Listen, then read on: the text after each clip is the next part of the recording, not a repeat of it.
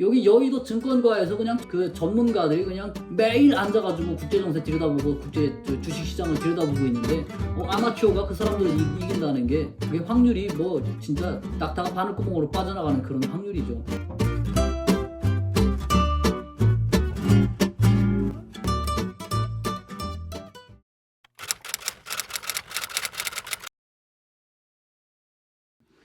우리 좀 긴장할 필요가 있어요. 대한민국에서 있잖아요. 제가 쭉 보면 진짜 삶을 살아갈 때 조금 긴장해야 돼요.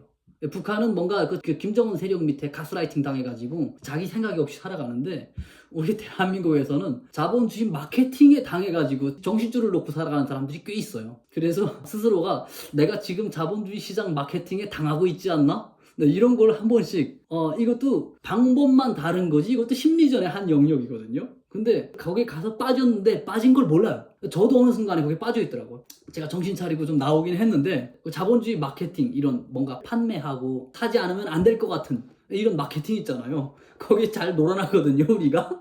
기업들은 다 달라붙어가지고 그걸 연구를 해요. 어떻게 하면 이런 상품을 많이 팔고 그리고 저 사람들이 상품을 그냥 막 어떻게 사갈까, 무의식적으로 저 사람들이 어떻게 구매하게 만들까 이런 것들을 연구하기 때문에 그래서 개인적인 소비를 하는 데 있어서는 뭔가 그런 마케팅에 진지해질 필요가 있다. 뜬금없이 주제가 다른 데로 가네요.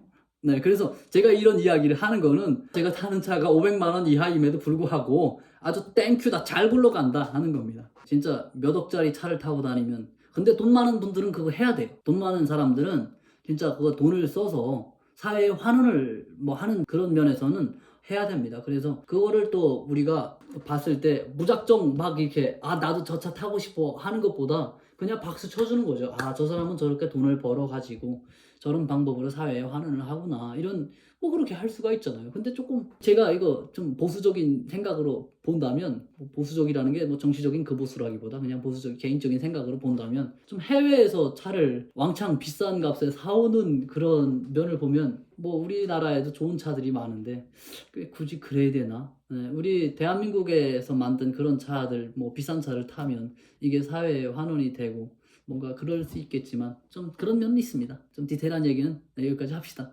좀 더 디테일하게 얘기하면 진지해져 가지고요. 네. 장세나님 우리도 당한다고 자본주의 마케팅에 당한다고 하셨는데 네, 당하는 걸 스스로 안다는 거는 지혜롭게 잘 헤쳐가고 계신다는 그런 표현입니다. 그 당하는 사람은 당하는 줄 몰라요. 그냥 당하고 있어요. 당하고. 네. 투자요? 투자를 했는데 투자 이게 쉽지 않더라고요. 이게 조금 배우는 차원에서 투자를 어떻게 하는지 이렇게 했는데 그게 쉽지 않더라고요. 이제 공부랑 하는 거랑 이런 걸 하면서 같이 할 수 있는 영역이 아닌 것 같더라고요. 근데 그런 감은 익히고 가야죠. 그게 자본주의 뭐 시스템에 작동하는 원리이기 때문에요. 그래서 배우려고는 노력하죠. 네, 맞습니다. 투자하지 마시길. 네. 여기가 자본주의잖아요. 그래서 공짜 노력을 안 하고 생긴다는 거는 그건 있을 수가 없는 거죠. 투자도 그게 한 영역이라고 봐요. 여기 여의도 증권가에서 그냥 그 전문가들이 그냥 매일 앉아가지고 국제정세 들여다보고 주식시장을 들여다보고 있는데 아마추어가 그 사람들을 이긴다는 게 그게 확률이 뭐 진짜 낙타가 바늘구멍으로 빠져나가는 그런 확률이죠. 뭐 저 같은 일반인이 그게 물론 조금씩 연습은 계속 해봐야 되겠지만요. 거기다가 올인을 했다간 그냥 작살나는 거죠. 인생 살아가기 힘들어지는 거죠. 그러면 그런 실수를 여러 번 하면. 그래서 진짜 투자 권유하는 그런 게 많은데 SNS라던가 이런 데 투자 얼마 벌었다고 돈이 이렇게 쉽게 벌려요. 지금 후원해 주시는 분들도 있긴 한데 저는 그분들이 지금 진짜 후원을 해 주시는 게 진짜 그분들도 진짜 열심히 노력해서 그만큼 돈을 벌기가 이렇게 쉽지 않은 그런 사회라는 걸 저는 알고 있기 때문에 그래서 쉽게 해가지고 쉽게 벌겠다는 거는 이거는 진짜 도둑놈 심보죠. 네, 그리고 그런 사람들은 무조건 돈을 잃고 그리고 뭔가 사회에서 도태가 되죠. 노력 안 하고 돈을 얻으려면 잘못하면 신용불량자 되니까요. 그렇죠. 네, 신용불량자 되죠. 저는 아직 체크카드를 쓰거든요. 신용카드 뭐 언젠가는 뭐 만들지 모르겠지만 제가 아직 학생이라서 돈을 그렇게 많이 벌지 못하고 그리고 친구들이랑 가서 학교에 가서 점심이랑 먹고 하면 때때로 제가 뭐 밥도 사 주어야 될 그럴 때가 있거든요. 왜냐하면 제가 모르는 게 뭘 많아요. 모르는 게 많아서 자꾸 이렇게 물어보고 하면은 그때는 진짜 꼰대가 되거든요. 그때는. 그래서 밥도 한 번씩 사고 그래야 서로 잘 갈 수 있기 때문에 돈도 좀 아끼고 얼마 안 되는 돈이지만 아끼고 이러면서 관리를 해가면 살아야죠. 그런 게 있어요. 제가 하나원에 있을 때 그 어떤 선생님들이 그런 멘트를 해요. 한국 사회에 정착을 빨리 하려면 북한 사람을 가급적 만나지 않고 혼자서 이렇게 자생적으로 살아가는 그런 방법이 필요하다. 그러면 빨리 배운다. 그러거든요. 그래서 일부러 북한 사람을 안 만나려고 하는 그런 사람들도 있거든요. 저도 그 중에 한 명이었고요. 근데 어찌어찌 하다 보니까 북한 커뮤니티가 있어요. 커뮤니티가 있어서 그런 사람들하고 자주 보게 되고, 또 전혀 뭐 북한 사람들하고 이렇게 안 보고 살아가는 사람들도 꽤 있고요. 커뮤니티는 잘 돼 있습니다. 커뮤니티는 본인이 선택을 하면 얼마든지 갈 수가 있습니다. 네, 가입을 할 수가 있고요. 네, 그렇죠. 탈북민들은 아예 안 볼 수는 없죠. 그리고 뭐 또 그렇게 아예 안 보려고 할 그럴 필요도 없을 것 같아요. 그 사람들도 다 탈북민 한 사람 한 사람도 다 여기서 다 열심히 살아가려고 노력하는 사람들이고, 그래서 그 다른 사람들을 통해서 보고 배우고 이런 점도 있거든요. 요즘 연상연하가 대세이긴 하죠. 연상. 성격상으로 봤을 때는 연상이신 분들이 편한 것 같아요. 뭔가 연애를 해봤어요. 해봤는데 여기 와서 참 힘들더라고요. 연애가. 연애한 지 한 이틀인가 됐는데 그 만나던 친구가 휴대폰을 탁 열면서 연애 유튜브를 틀어주는 거예요. 틀어주면서 니도 좀 얘처럼 좀 해봐라. 어떻게 여자를 그렇게 대하냐 하면서 연애 유튜브를 틀어주는데 갑자기 정이 뚝 떨어지더라고요. 그래서 제가 거기서 표현을 하지 말아야 되는데 제가 그 표현을 하지 않고는 못 견디겠더라고요. 난 내 방법대로 연애를 한다. 왜 그런 말도 안 되는 이론을 들고 와가지고 나한테 그런 강요를 하냐. 나 그럴 것 같으면 너 안 만난다. 그렇게 하고 헤어졌습니다. 네. 이틀 만에 이틀은 아니었습니다. 그래도 한 뭐 며칠 됐는데 이틀 만에 유튜브를 보여줬어요. 유튜브를 저에게. 그래서 그걸 그때 한 번은 지켜봤죠. 이렇게 말은 해놓고 당장 그만두자 이렇게 하진 않았죠. 제가 그만두자 해서 그 친구가 그만두겠다고 한 건 아니죠. 근데 이런 케이스가 여러 번 생기다 보니까 한 달도 못 갔던 것 같아요. 한 달도 못 가서 그냥 이렇게 짱 깨졌죠.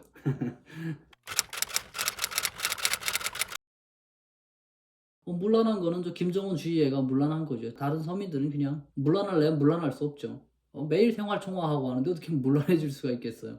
네, 저도 개인적으로 그렇게 생각을 합니다. 이제 어떤 안테나님께서 때로는 순수한 북한 연애 문화가 엄청 이뻐 보여요 이렇게 말씀을 하셨는데, 지금 대한민국의 연애 문화가 점점 이런 식으로 가면 이게 사회 앞으로의 미래에 이게 독이 될 수 있지 않나 이런 생각을 하거든요. 이게 사람이 그 이성을 만나는 데서도 각자 절제를 하면서 해야 되는데, 이제 지금 자유연애 시장 같은 경우는 부작용이 크죠. 뭔가 그 연애를 안 해보신 분들, 그런 분들이 뭔가 사회에서 부끄러워해야 될 것 같은 이런 분위기.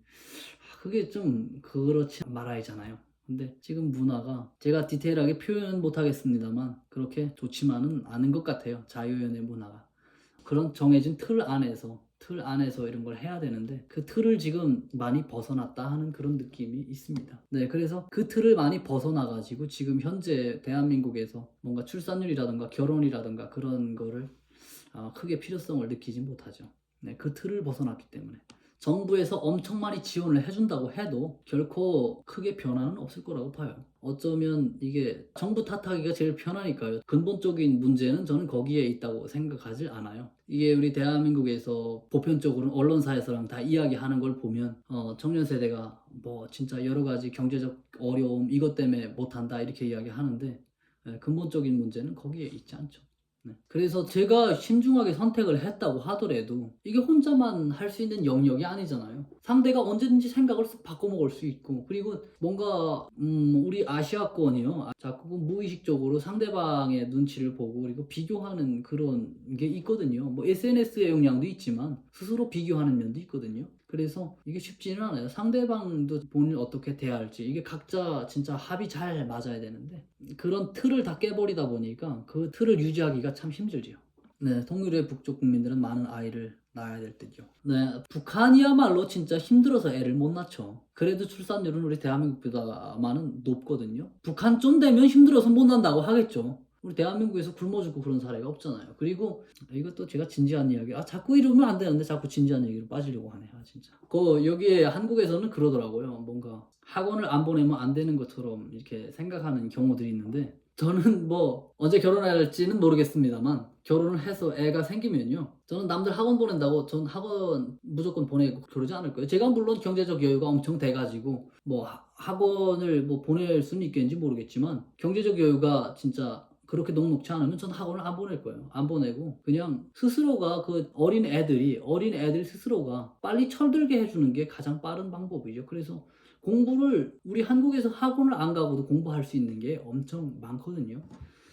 그것도 방법이거든요. 두세 살 동안 애를 데리고 저게 초등학생 때라던가 뭐 중학생 때라던가 중학생 때 공부해도 절대 늦지 않거든요. 중학교 한 3학년 때부터 그냥 딱 진짜 정신 차리고 공부해도 그냥 다 따라잡거든요. 그래서 그런 친구들 딱 데리고 저기 아프리카 여행 같은데 한번 갔다 오면 그 다음에 그 친구가 거기서 좀 서바이벌 좀 하면 스스로가 그런 자각을 하면 학원 굳이 안 가도 전 공부 잘 할 수 있다고 봐요. 우리 대한민국에 도서관이 그냥 엄청 많고 그리고 인터넷에서 공부하는 게 얼마나 많아요. 네, 뭐 진짜 때로 공부하면서 지도는 필요할 수도 있겠죠. 네. 학원 안 보내면 친구가 없어요. 네, 친구. 참 그렇네요. 뭐 이게 참 안타까운 현실입니다. 돈 진짜 한 푼 두 푼 다 벌어가지고 국가에서 학교 교육을 다 만들어 놨음에도 불구하고 뭐 그냥 그 국가 교육 거기다가 세금은 세금대로 다 투자하고 그리고 학원비는 학원비대로 또 다 투자하고 이게 지금 뭐 하는 거예요? 자본주의가 엄청 효율성을 따지는데 이런 거 보면 진짜 비효율적이잖아요, 그거는. 우리 한국에서 그런 분들 계시잖아요. 대학 안 가고 뭔가 자기 열심히 노력을 해가지고 다 성과를 만들으셨던 그런 분들도 있잖아요. 그래서 물론 학원을 진짜 다 가고 그 스텝을 딱딱 밟아가면 뭐 그냥 무난히 가겠죠. 근데 상황이 그렇게 안 된다면 정신이라도 바로 차리고 빨리 깨나가지고 자각을 해서 자기만의 방법을 찾아야죠. 남들이 다 똑같이 학원 다닌다고 해서 뭐 집이 경제적 상황도 안 되는데 탈탈 털어가지고 거기다 갖다 놓는 거는 이거는 가정 경제도 문제가 생기고 기대했던 효과가 나타나지 않을 때는 이게 독이 되죠. 물론 이 친구 뭐 어린 그 학생들이 친구가 진짜 부모님들이 그런 노고를 잘 알고 진짜 피나게 공부해가지고 성공을 한다면 아낌없이 투자를 할 법도 하죠. 저희 아들이 셋인데 모두 학원 안 보내고 다 카이스트 갔어요. 장세나님께서 이제 말씀을 하시잖아요. 아들이 셋인데 모두 이제 장세나님께서 말씀을 하셨는데 학원 안 가고 셋 다 스카이 갔다고 지금 말씀을 하시잖아요. 그게 공감이 갑니다. 부모가 저기 자녀들에게 수학 문제 한 문제 이렇게 탁탁탁 풀어주고 이걸 방법을 가르쳐주고 하는 거는 이거는 한계가 있을 거예요. 그런데 부모는 자녀들에게 왜 너가 공부를 스스로 해야 되는지 그 목적에 대해서 가르쳐줄 필요가 있죠. 그리고 본인들이 공부를 해야 되겠다고 일단 마음을 먹으면 그 자기의 마인드를 어떻게 가지느냐에 따라서 다 달라지는 거죠.